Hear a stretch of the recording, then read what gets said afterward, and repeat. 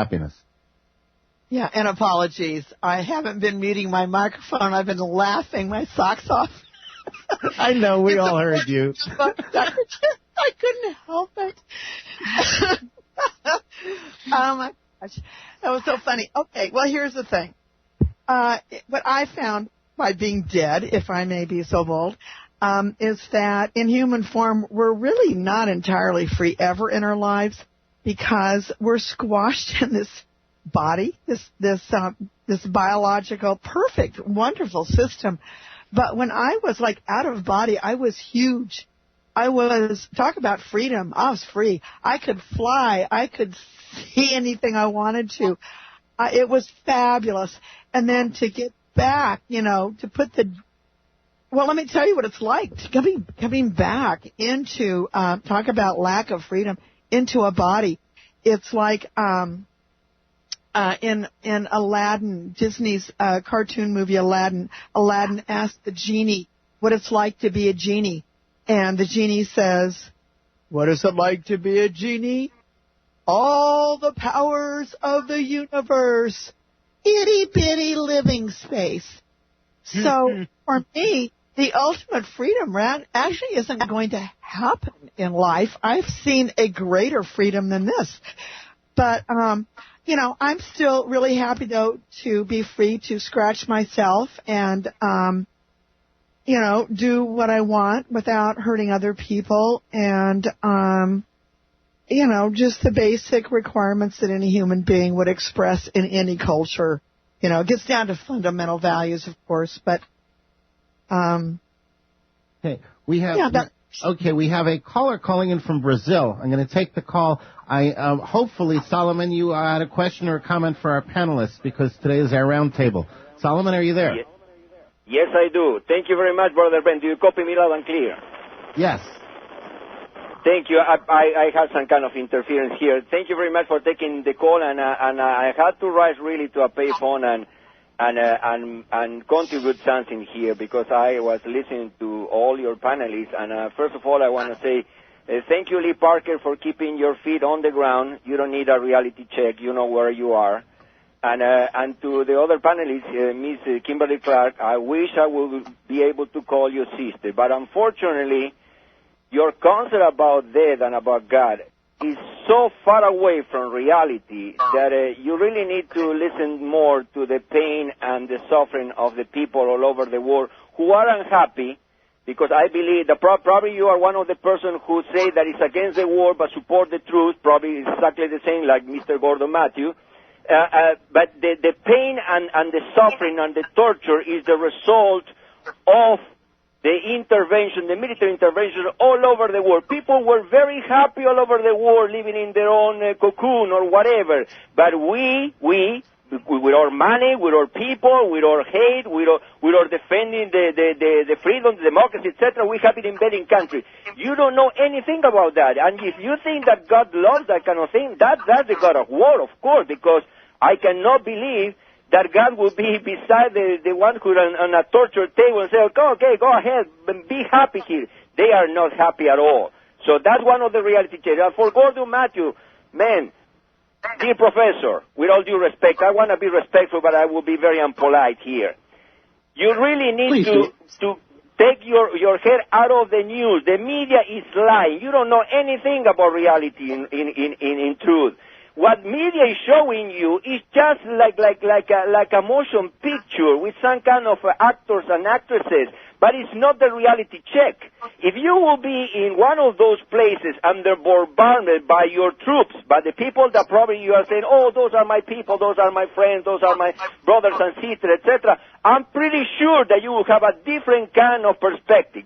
And here is kind of a prophetic message for both of you. If you are part of the echelon, you will be safe in the future. But if you are not, be ready, please, because anytime unhappiness with injustice will be knocking at your door, and you will be wearing a black uniform. And thank you very much, Brother Ben, because there is no happiness if there is no justice. Thank you for the call there. So let me address this in two ways. First, Kimberly. Okay, Solomon raises the issue that people have raised for thousands and thousands of years. If God is so much love and good, then why is there so much anguish and grief and injustice in the world? Did you have any insights into that question in your time being dead? Yes, I, in fact, asked God, and again, that's such a lame word.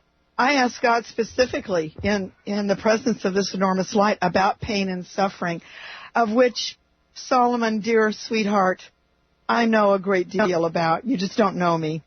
Yeah, I asked the direct question. And what I was told is that is the only path to our source, back to God again.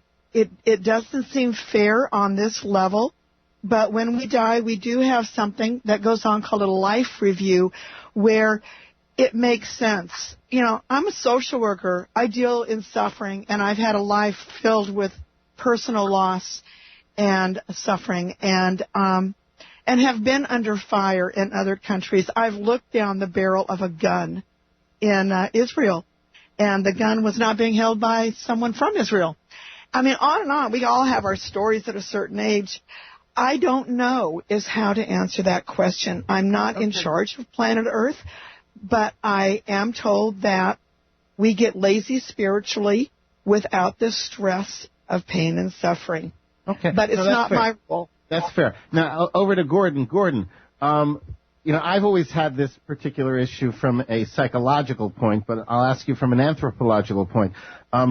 Psychology is supposedly the study of the human psyche. Okay, ology being the objective study. Yet it is not possible to objectively study the psyche because whoever's studying it has his own perspective.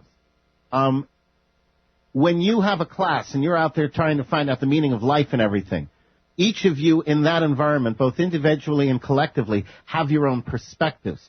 Do you think that somehow it's like the vision, the view that you get of cultural disparities, of happiness, unhappiness, that view is out of necessity either distorted or truncated, that it's not a complete view because you only have your perspectives from which to analyze the situation? Okay, there's several different points here, and Brent, before I answer your question, I want to get at a couple of points that the caller made. First of all, in just a couple of hours, I go off and teach a class of asylum seekers. And these are people, mostly African, but also South Asian, who have been tortured very often. And happiness is as far from their experience as you can imagine. You know, most of these guys are sitting in their rooms, their tiny rooms with almost no money, remembering when they were tortured through electric shocks or their brothers and sisters were murdered and so on. I see this. These are people far away from happiness. Now, another issue the caller raised is, by implication, does places like America help cause this unhappiness? Just by its sheer size, yes, America does commit injustice in the world, as does any big country. China does too, and so on. That's what we see. This is the way the world works, and injustice, as you referred to earlier, is indeed a very real matter, and overcoming it is of extraordinary importance. Having said that, though, all we can do is try in our own individual ways to overcome it. You know, I've been involved with asylum seekers for the last 4 years. The people who are most downtrodden, most suffering, that's my contribution. And I'll have them listen to this program and see what their remarks are. So, you know, they're part of this too. I think everybody's part of this conversation. I think the caller's implication would be that, you know, you elite Americans have money, you have the luxury of this, you're not really suffering. Well, there's some truth to that. On the other hand, I think we all are in this together, and happiness is something to some extent universal. Now, I turn to your question then, Brent, of is the cultural shaping, does it prevent us from understanding happiness in any universal sense? I don't think so.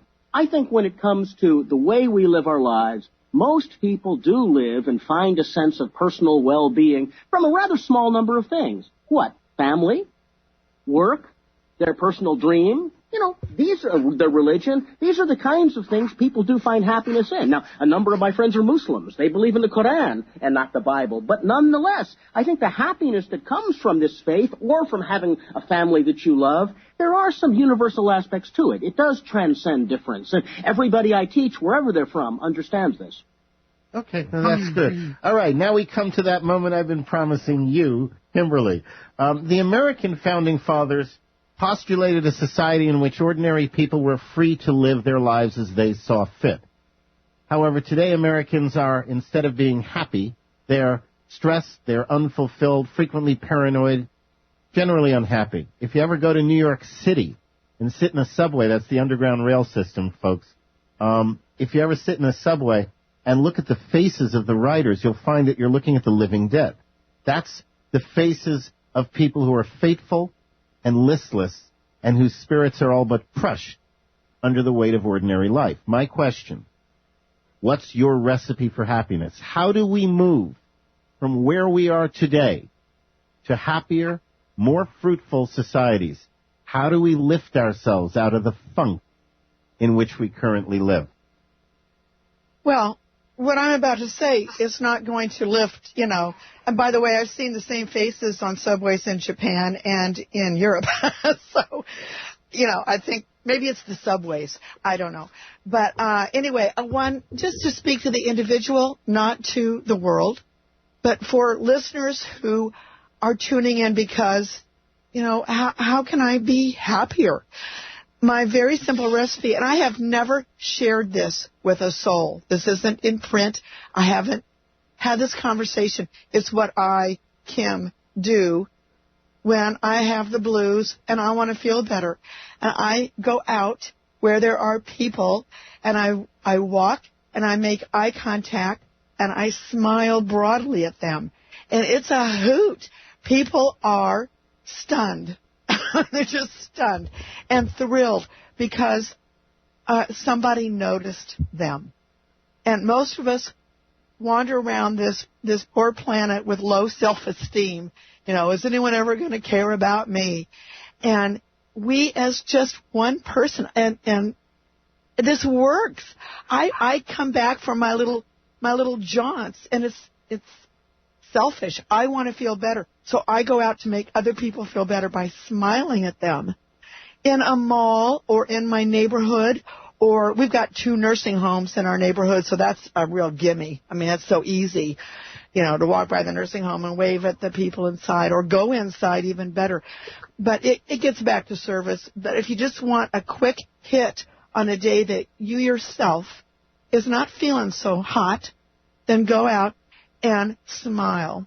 And I promise, when you come back, you're going to feel great, and you will experience personal happiness. Thank you, Kimberly.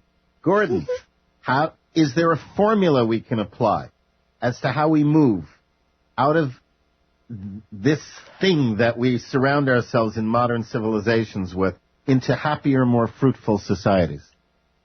Well, I couldn't agree more with Kimberly. I think simply at a practical level, smiling at people and laughing at yourself is probably the single most important thing we do.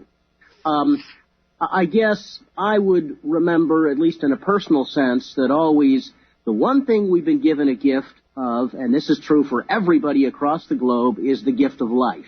Why do we have this? Why are we alive? And it's a good thing. We exist. We're able to see things. Well, what a wonderful gift. Now, there's many, many times that we can't experience that. If you've suffered, if you've been tortured, you've got these heavy scars that prevent you from going down to that level. Nonetheless, this is a gift, and that has to be remembered. This is more important than anything else, and whatever you've lost in life, whatever misfortunes you've suffered, nonetheless, there is the fact that you are alive, and remember that, and be grateful. I guess the final message here is something that a woman named Annie Dillard wrote in a book a few years ago. She said, I think at the last, the dying shouldn't say please, but say thank you. And just remember, thank you. And Lee Parker, final comment. Happiness isn't something that you are to possess. It is something to give away. When you give your joy, when you empty the cup, you have more room to fill the cup. So don't sit there and think about what you don't have. Give it away. Give away your love. Gee whiz. I mean, every day in the chat room, I will end the day with say, remember to love someone this evening. Love is a smile. It's a kind word, and it will make a world of difference. And that is where we can begin. By giving it away, we will get more than we have given. I want to thank my three panelists, Lee Parker, Kimberly Clark-Sharp, and Professor Gordon Mathews. This has been a stimulating and very interesting conversation. Just to give you out websites quickly, Lee Parker, Freedom Bound, www.freedomradio.us. Kimberly Clark-Sharp, that's the International Association for Near-Death Studies, www.iands.org. Professor Gordon Mathews, author and editor extraordinaire. Go to Amazon.com or just do a Google on Gordon Mathews with one T. Panelists, thank you so much for spending this time with us here on the Global Freedom Report.